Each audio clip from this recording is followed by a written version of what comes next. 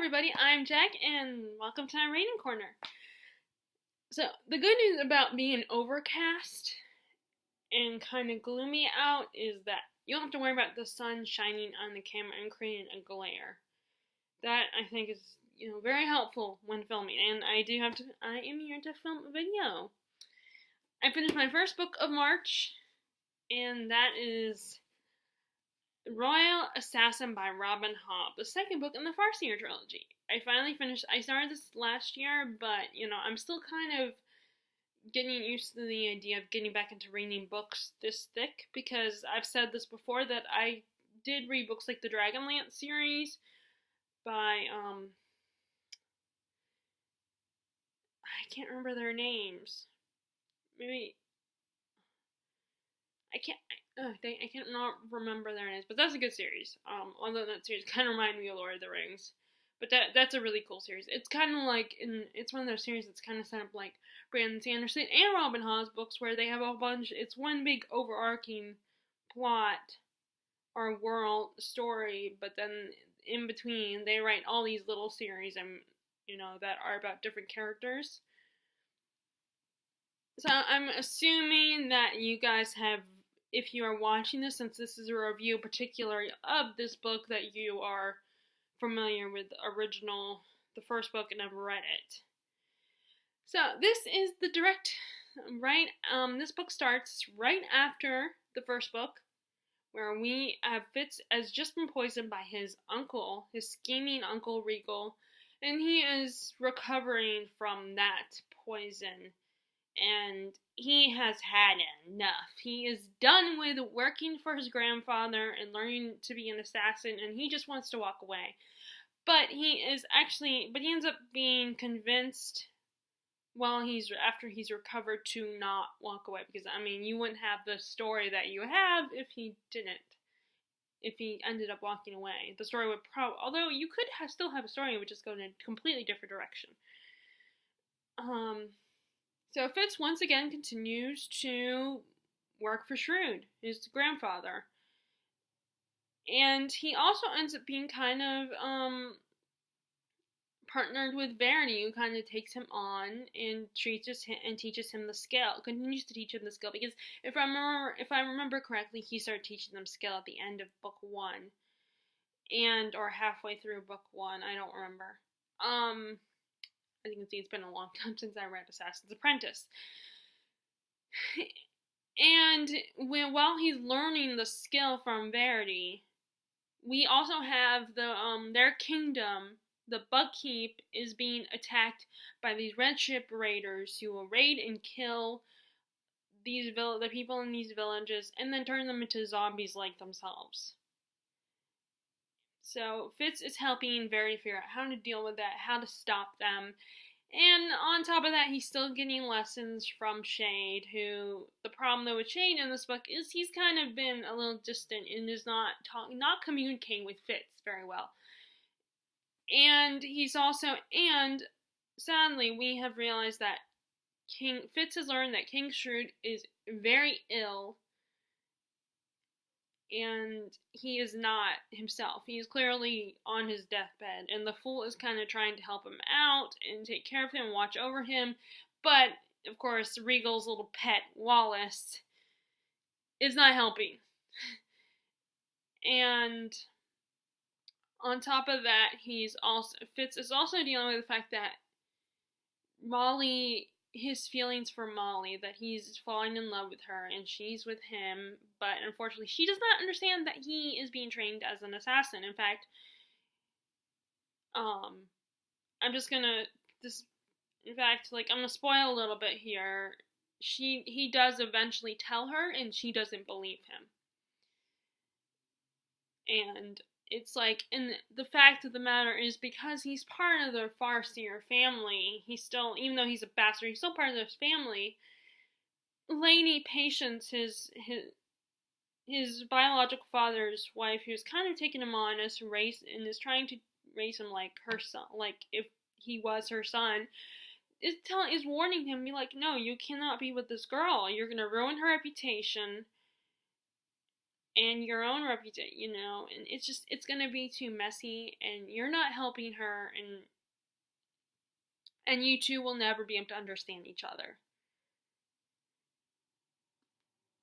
So it's a very frustrating, heartbreaking relationship because they're two teenagers that their hormones are not in check. They are in love with each other. They want to be together, but they don't communicate either. They don't really understand each other's positions. Like, he doesn't understand why she is feeling abandoned and not believing that he does genuinely love her and care for her.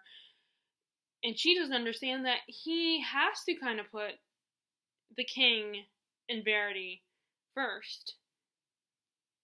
And that he has this responsibility and that he's an assassin for the king, an assassin in training. So it's a very messed up relationship. And then, of course, the final plot conflict is the fact that, Kenarikan, I'm not sure if I'm saying her name correctly. Okay, I'm gonna switch arms. Is learning who's from a totally different country, in a way from a different country, and different land, is trying to adapt, and has been feeling abandoned because Verity is focusing on the war at hand and his responsibility as king in waiting, and she is feeling abandoned, and she's alone in a foreign country, and Fitz is trying to help her in the best way he can. And, as Samantha from Sam's Nonsense pointed out, she and Fitz are very similar in their very, self-pitying way of how they feel about their situations. So, basically, the book is... Okay, I'm just going to put this book down because I feel awkward holding it in the other hand now. It's it's a book that is all about the relationships while going on Fitz's relationship with all these people that really do care about him and are trying to help him and be there for him, with the exception of, Regal, who is trying to kill him still trying to kill him and get rid of him. And he's also developing his ability to skill, and then he's also his wit is becoming more prominent and a lot stronger. And he has to keep that a secret because people fear the wit. If you have the wit, then they fear you're going to be more beast than man eventually, and they're disgusted by it. But Fitz cannot help with his wit in bonding with animals. Particularly, he comes across this wolf called Night Eyes that he kind of rescues and takes on. And Night Eyes is so adorable. I want a wolf pet. I mean, the closest I get to a wolf pet is my own dog. Is my lovely, precious doggies that I love very much. But they're not as bad as his wolves. Night Eyes is so adorable. So much is going. It's a very much a character-driven story.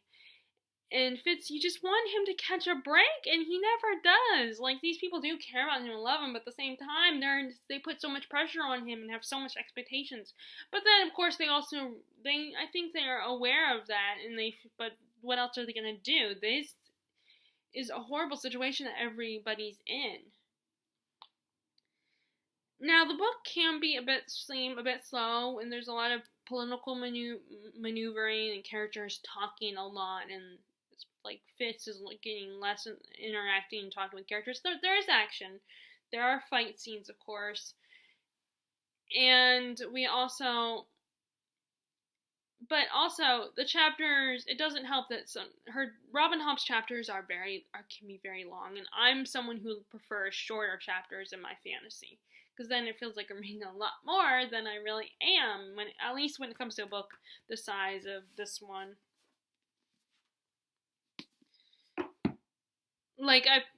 Patrick Rothfuss and Brandon Sanderson, they write shorter chapters. I mean, some of their chapters are still long, but not as long as Robin Hobb's chapters. So that's really my only criticism. But this book is so you just want to give Fitz a hug, and you want to help him out and tell him things are going to be all right. Of course, because I have not read. This is my first time reading her books. I don't know if things are going to be all right. Of course. But, I mean, I think they're gonna be, I don't know, I mean, well, I kind of do, because, I mean, I don't think she's gonna kill off Fitz, because the book is told starts when he's an adult, and probably in his, like, however, like, what is considered an old man for the time period this book is inspired by, like, probably in his 40s or 30s, I don't know.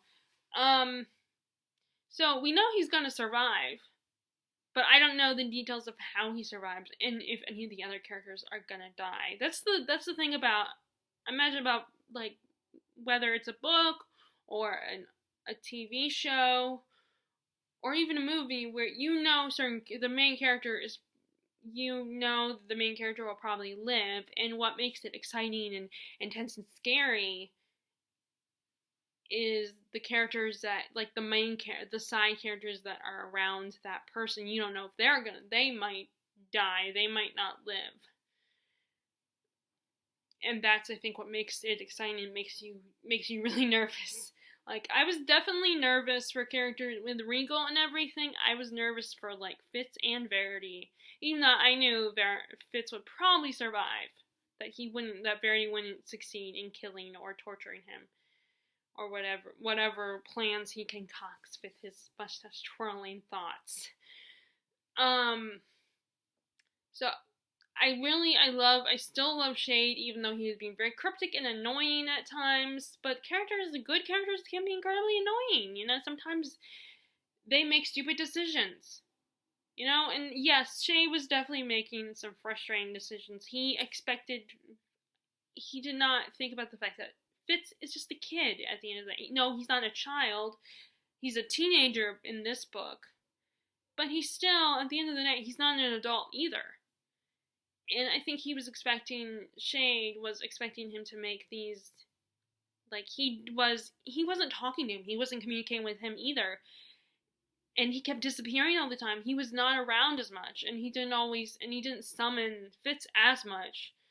So whenever Fitz made these decisions that were probably not the smartest decisions, he would get mad at him, and it's like, what the hell? You aren't there to make sure he doesn't make those dumb decisions. He has to make these decisions in the spur of the moment. And he constantly is getting mad at him and is like, what do you expect? He's a teenage boy. A hormonal basket case not a basket case, but a hormonal time bomb that has the weight of the world on his shoulders, has this responsibility to his kingdom.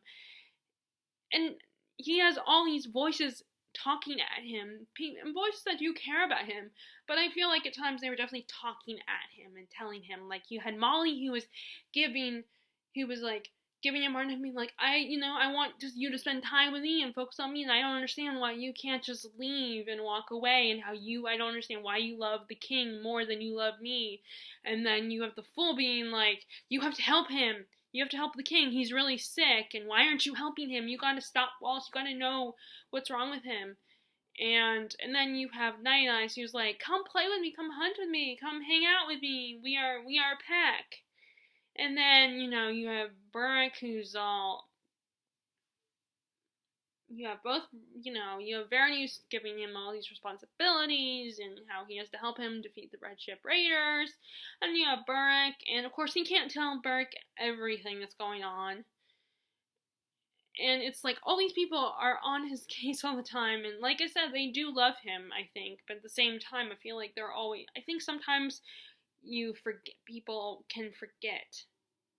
Especially when you're dealing with a kid who has a lot of responsibilities. I feel like that happens a lot in Chosen One stories, where it's just the Chosen One is a kid.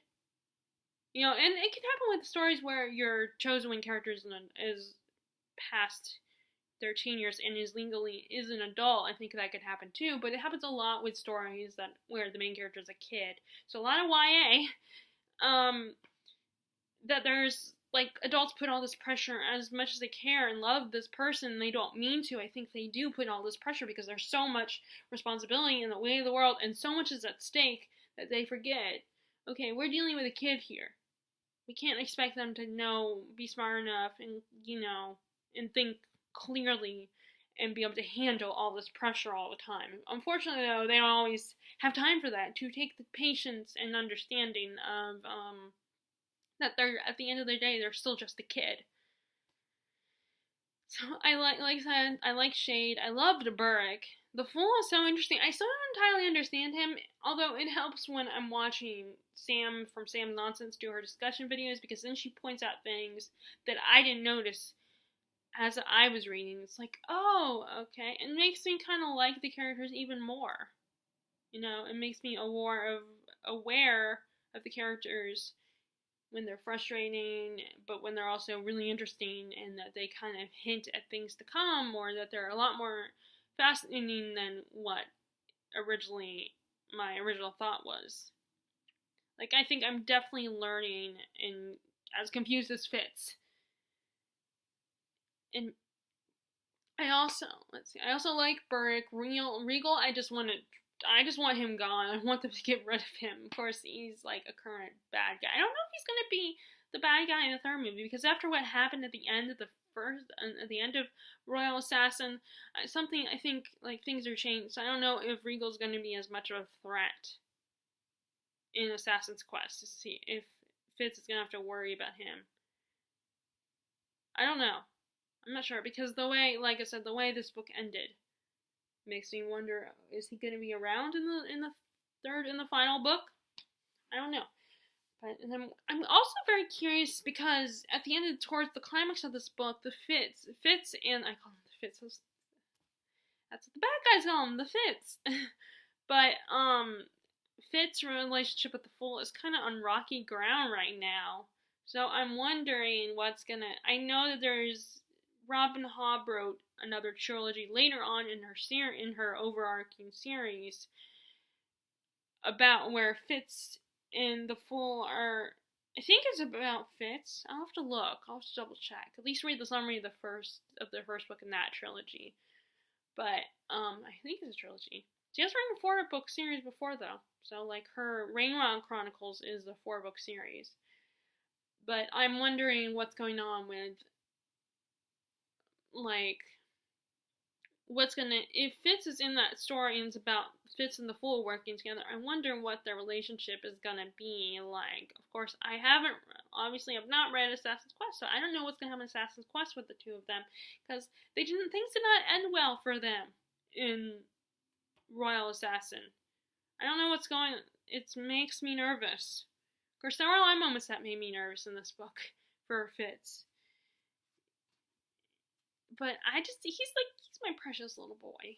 He's like my son, or like my little brother. He's probably more, with my age, he's probably more of a little brother than a son, because I'm not that old. Of course, I'm not that young either, so he's probably, like I said, he's probably more of a little brother. But either way, he's my precious little son. I want to comfort him, and I want to help him out and get everybody to communicate better in the story. It's like, oh my god, that is so frustrating. And Molly, you just want to, it's like, damn it, Molly, damn it, Fitz. Like, those characters just so frustrate me, and it's like their lack of communication is killing me. I just don't understand why they can't communicate. And I don't know why Fitz won't, it's why it took him so long to tell her. And like I said, spoiler alert, she doesn't believe him when he does finally tell her. But I wonder if she's going to find out in Assassin's Quest. I mean, she might not even be in Assassin's Quest, because they're, she's living her life and he's living hers. So, and I think Assassin's Quest, going by the titles, he's going to go on I don't know if quest is a literal thing, like if he's literally going to go. Of course, in fantasy, usually a quest is a literal thing. Like, characters are going on a journey. So I'm wondering if they're going to even be around each other. And it's gonna be, imagine her surprise when she learns that he wasn't lying, that he really is an assassin in training. It's gonna be interesting. But yeah, this book was really great. I gave it 5 stars in Goodreads. I really enjoyed it. Like I said, it was a little slow at times, but I'm coming to get to know Robin Hobb's writing, and it's actually funny. It's the first book in the Rainwild Chronicles was the first Robin Hobb book I ever bought.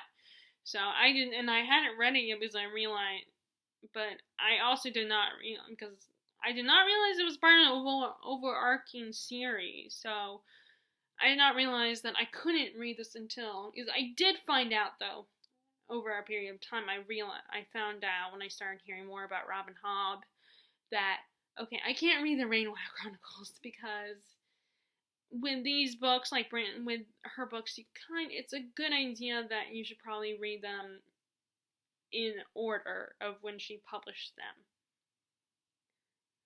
Because, like, there's clues, I think there's clues throughout the books that kind of indicate what's going to happen in future books. Or, like, if you read them out of order, then they will kind of spoil you for the previous books. Which, okay, but you do you. If you don't want to if you're someone who won't read them in order, then that's, in order of publication, that's up to you. But I personally believe you should probably read them in. Of course, you might not take me seriously in this case in how you read them because I've only read this is only my second Robin Hobb book. So maybe you won't. Maybe you'll think, oh, you think you're just going by what other people say, which is technically true. But anyway, a lot happens in this book. It's great, and I cannot wait to read Assassin's Quest, but I am going to read as I've said in previous videos, I have been reading I've been going back and forth with Robin Hobb and Brandon Sanderson as far as reading, and I want to get Hero of Ages read before June, because that's when we're going on a cruise with the family, and I don't necessarily want to bring Hero of Ages with me, but I don't want to like leave it behind and then be thinking and then fall behind on my reading of Brandon Sanderson's books. So that was great. That was fun. And that's my review of the series of Royal Assassin by Robin Hobb. It's a great book. I'm really enjoying her series so far. Like I said, they can be slow at times. Very character-driven stories, but there is action in them. The chapters are incredibly long, and it's incredibly annoying. Even though I was engaged in the story, there were times when I would stop and be like, okay, is this chapter over yet? Or, can't you end the chapters yet? Especially towards the end. Because, I was trying to get it finished, and have it be my first book of the month to finish. Because I was almost done with it. But